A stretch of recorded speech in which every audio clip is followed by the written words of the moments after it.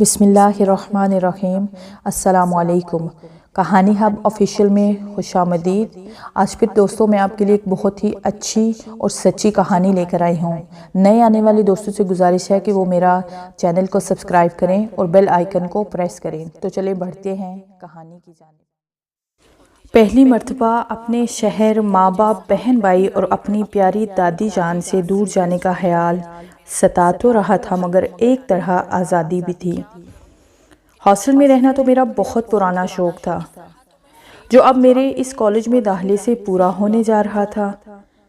ہمارے چھوٹے سے شہر بہت خان میں لڑکیوں کے لیے کوئی اچھا کالج نہیں تھا۔ اس کالج سے میں نے جیسے تیسے انٹر تو کر لیا، مگر میں اب اس میں مزید نہیں پڑھنا چاہتی تھی۔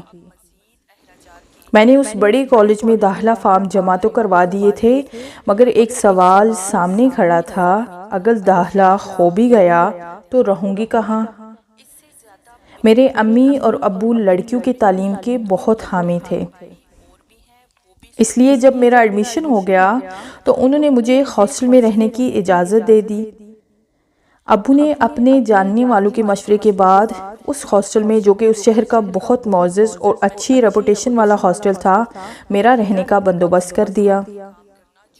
سب سے اچھی بات یہ تھی کہ میرا کالج صرف چند منٹ کی واک پر تھا۔ ابو مجھے خود چھوڑنے آئے اور مجھے کمرے تک چھوڑ کر بہت ساری ہدایتوں کے ساتھ رخصت ہو گئے۔ ابو کے جاتے ہی جیسے ہی میرا سارا اعتماد رخصت ہو گیا، میں دم سے بستر پر بیٹھ گئی اور بے اختیار رونے لگی۔ ارے کیا ہو گیا بھئی؟ اس وقت کمرے میں میڈم نفیسہ داخل ہوئی۔ میڈم نفیسہ اس ہاسٹل کی سپروائزر تھی۔ گھبراؤ نہیں، صرف چند دن کی سب کو ہوم سکنس ہوتی ہے، پھر عادی ہو جاتے ہیں۔ انہوں نے مجھے پیار سے تسلی دی۔ یہ دیکھو، انہوں نے اپنے ساتھ کھڑی تقریباً میری عمر کی لڑکی سے میرا تعارف کرایا۔ یہ لیلا ہے، تمہاری روم میٹ۔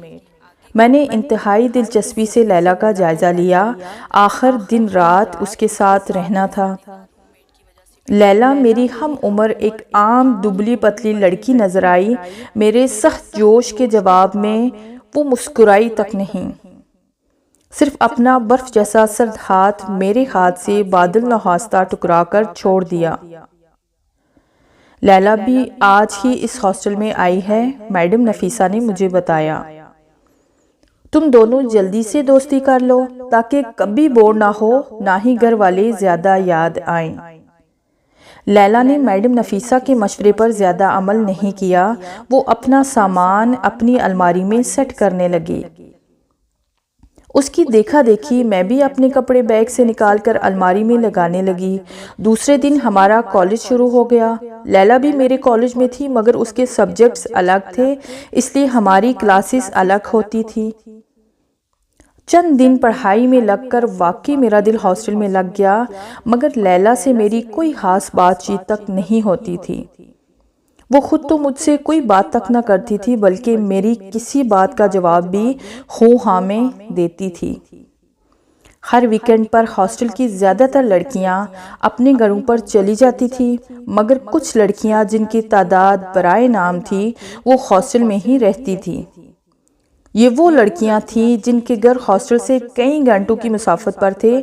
میں اور لیلا انہی لڑکیوں میں شامل تھے۔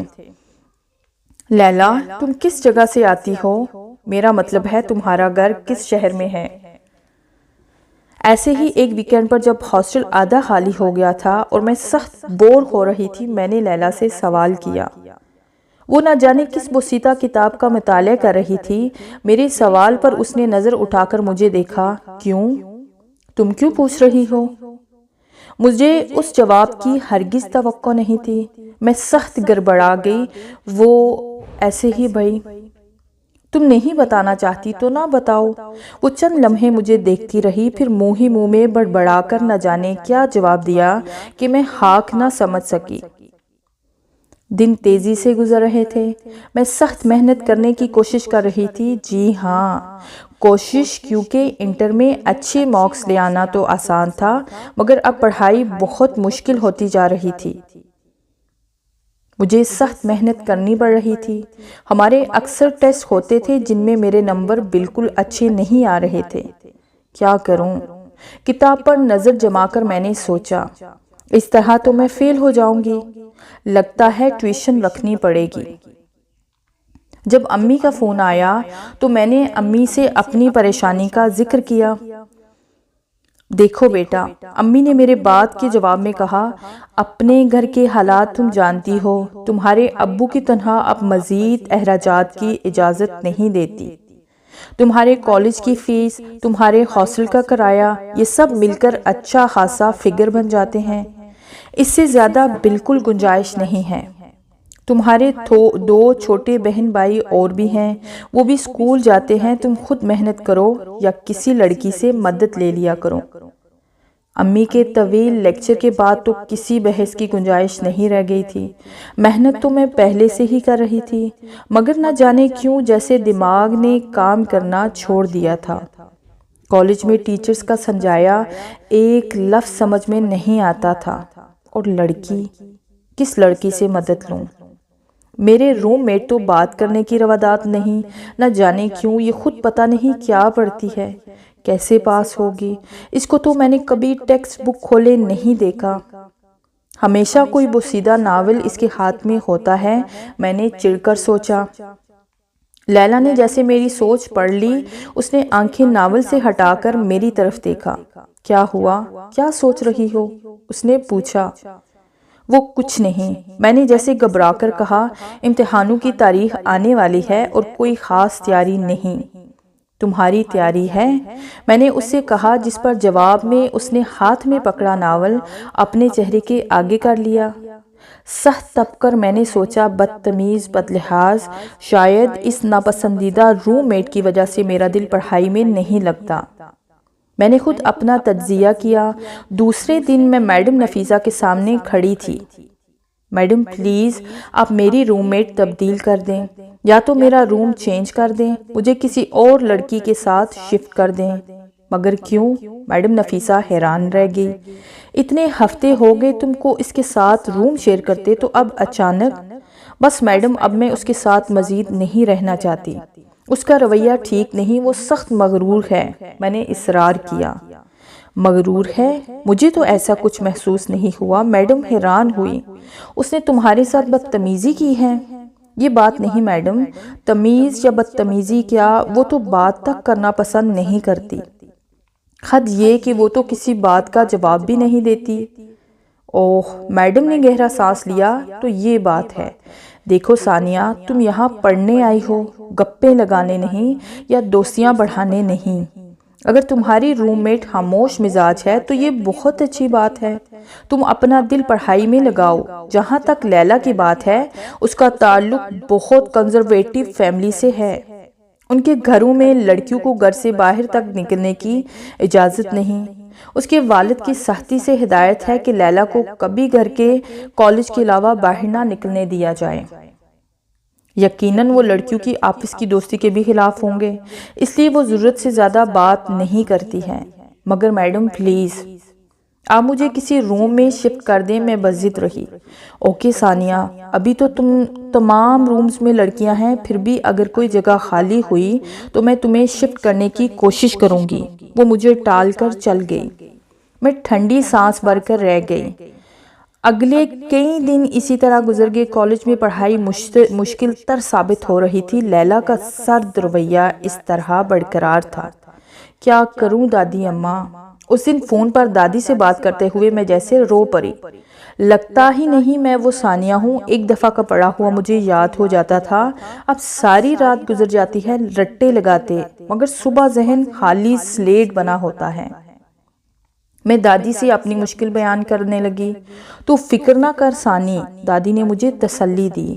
جب کوئی راستہ نظر نہیں آتا تو اللہ سے مدد مانگتے ہیں۔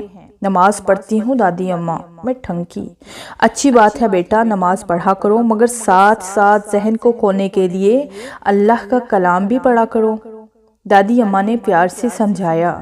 لمبے وظیفے نہیں پڑھ سکتی دادی اماں، میں نے کہا، اتنا ٹائم نہیں ہوتا۔ لمبے وظیفے نہیں بیٹا، بس تم ایسا کر کہ عشاء کی نماز کے بعد تسبیح لے اور آیت الکرسی پڑھ کر اپنے اوپر دم کر، اپنی کتابوں پر دم کر اور پھر سبق یاد کر دیکھ کیسا اچھا یاد ہوگا کہ عمر بھر نہیں بھولے گا۔ دادی نے اپنے انداز میں مجھے سمجھایا۔ اس دن رات کو میں نے عشاء کی نماز ادا کی۔ نماز کے لیے تمام لڑکیاں جو پابندی سے نماز ادا کرتی تھی ہاسٹل میں پرے ایریا میں جمع ہوتی تھی اور نماز پڑھتی تھی۔ میں بھی وہی نماز ادا کرتی تھی۔ نماز پڑھ کر میں اپنے کمرے میں آ گئی، اپنی کتابوں کا بیگ کھولا اور پڑھنے لگی، بلکہ پڑھنے کی کوشش کرنے لگی، مگر مجال ہے ایک لفظ بھی سمجھ میں آیا ہو۔ لائٹ آف کر دو۔ اپنے بستر پر چہرے پر بازو رکھ کر سوتی لیلا نے لائٹ آف کرنے کا اشارہ کیا۔ میں نے ٹھنڈی سانس بھر کر لائٹ آف کر دی اور سائیڈ لیمپ جلا لیا۔ ہاسٹل کے رولز کے مطابق رات 11 بجے لائٹ آف کر دیتے تھے۔ جن اسٹوڈنٹس کو پڑھنا ہوتا وہ لیمپ جلا لیتے تھے۔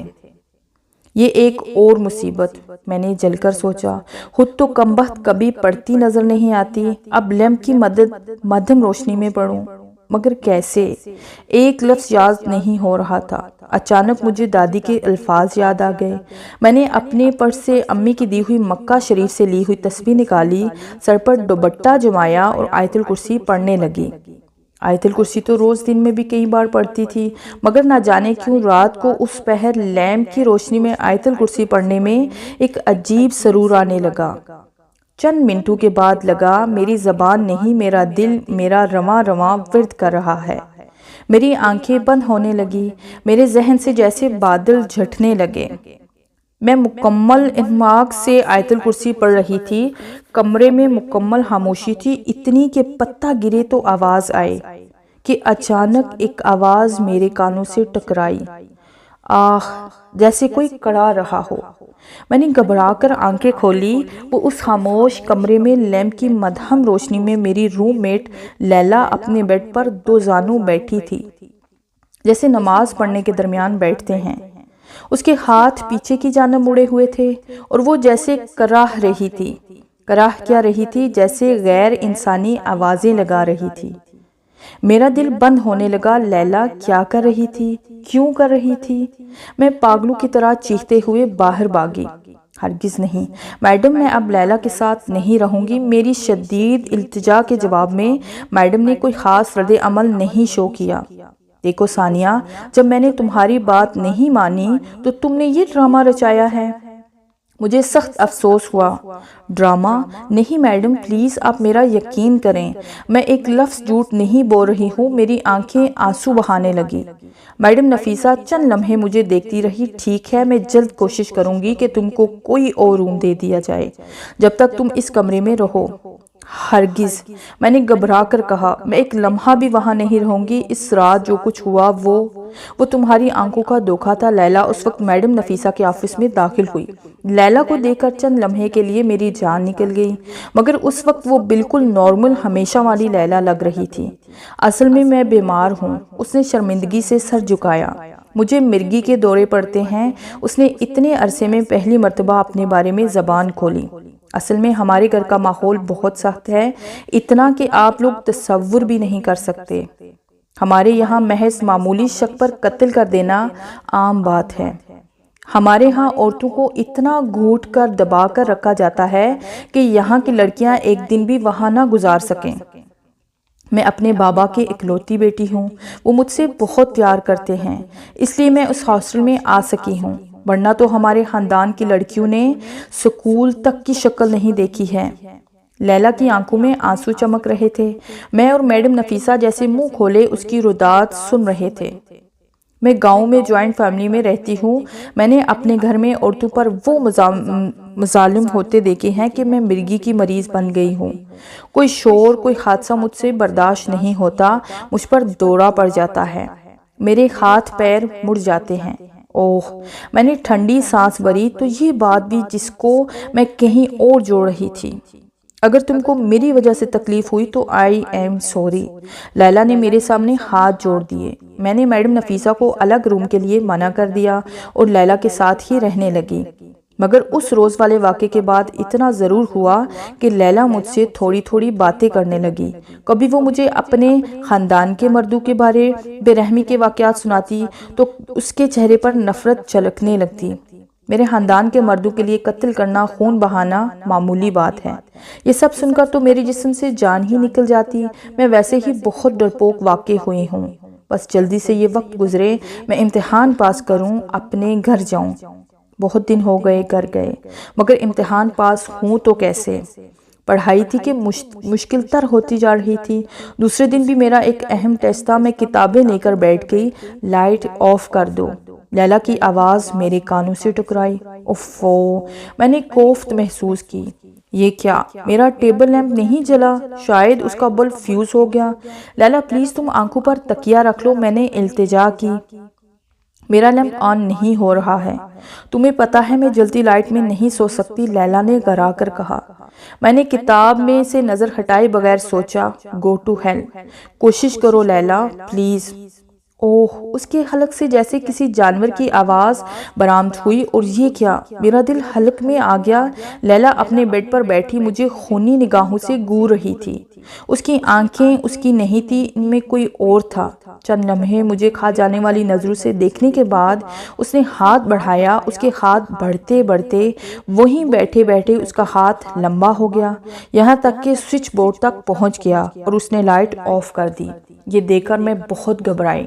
جیسے تیسے وہ رات گزاری اور صبح ہوتے ہی امی کو فون کیا اور میں ہمیشہ کے لیے ہاسٹل چھوڑ کر اپنے گھر چلی گئی۔